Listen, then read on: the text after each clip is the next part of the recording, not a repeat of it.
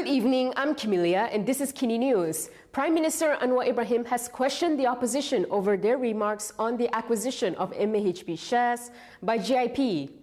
Prime Minister Anwar Ibrahim has taken a swipe at the opposition. This is over their comments on the Malaysia Airports Holdings Berhad shares issue with global infrastructure partners.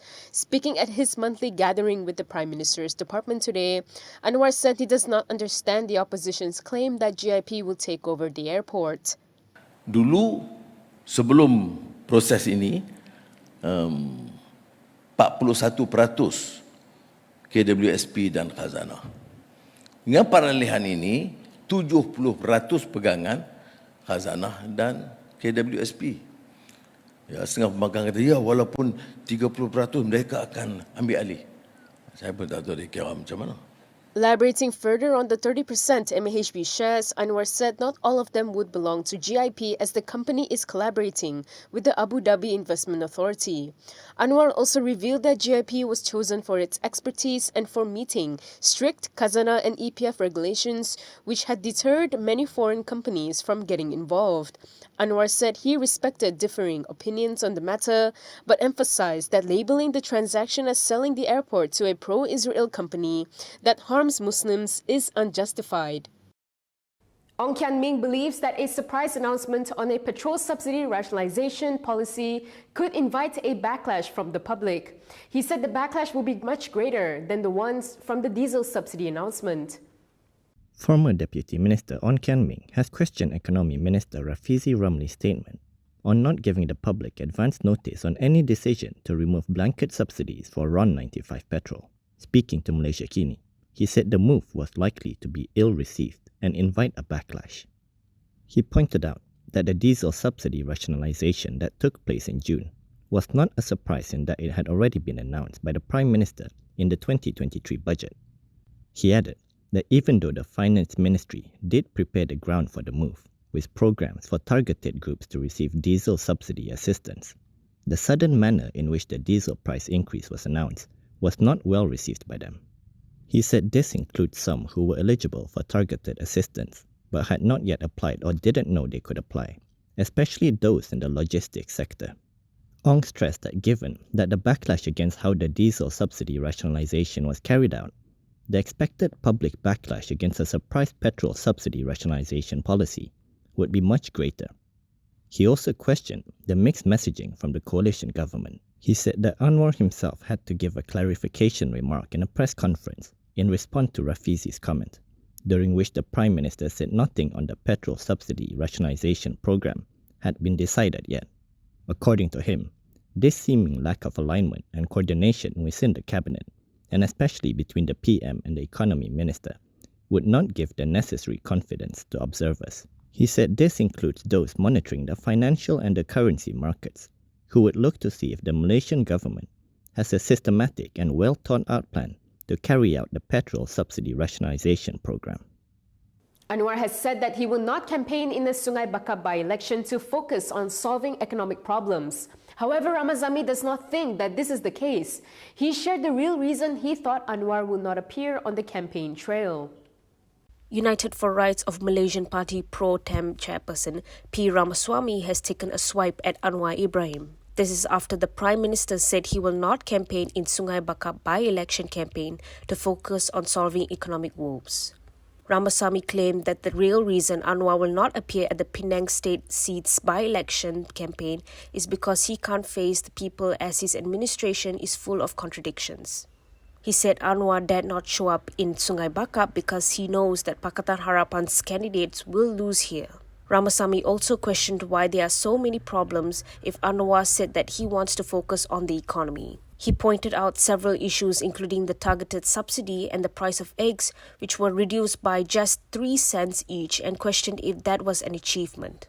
Ramasamy also brought up the price of goods and pointed out that the ringgit has not been improving against the dollar. According to Bernama, Anwar explained on Saturday that he had handed over campaign duties to friends in the coalition government, including Penang PKR Deputy Chairperson Muhammad Abdul Hamid. If you like access to news like this and more, subscribe now to Malaysia Kini and support independent media. Lman Adam made an unreserved apology before the federal court today. This was over a contempt of court case against him. The federal court has imposed a bond of good behavior for 1 year on UMNO Supreme Council member Lman Adam for contempt of court involving the One Malaysia Development Berhad case. A 3-person federal court chaired by Judge P. Nalini in a unanimous decision partly allowed the UMNO Supreme Council member's appeal against his 1-month jail sentence. This came after he made an apology in open court.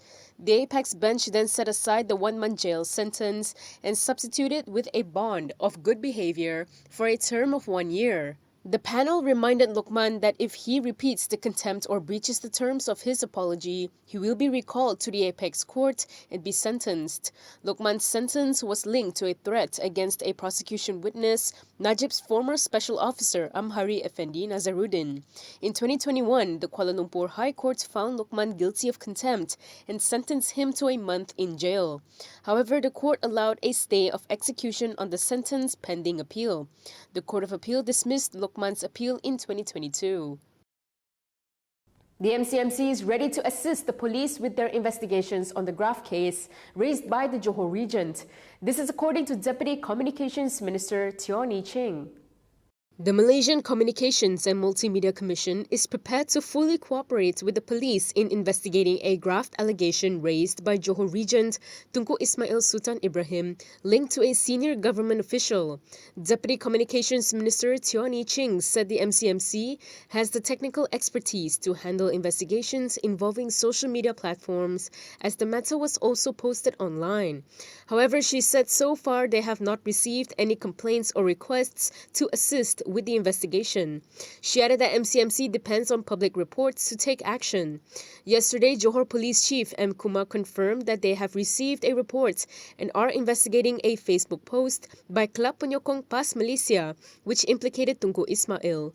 Meanwhile, Johor Menteri Besar On Hafiz Ghazi reportedly said that Johor views the issue as an attempt at malicious incitement to undermine the royal institution and that the state government has lodged a police report on the matter. Muhammad Azizi Abu Naim has announced that he will sit out of the Niri by-election, which is scheduled for August. Former Niri Assemblyperson Muhammad Azizi Abu Naim has announced that he will not contest as an independent candidate in the upcoming by-election for the seat, which is scheduled for August. Azizi said he would instead make way for those from the Pakatan Harapan and BN alliance. He told reporters in Gua Musang yesterday that it is not about the contested seat, but about respecting the spirit of camaraderie among the component parties.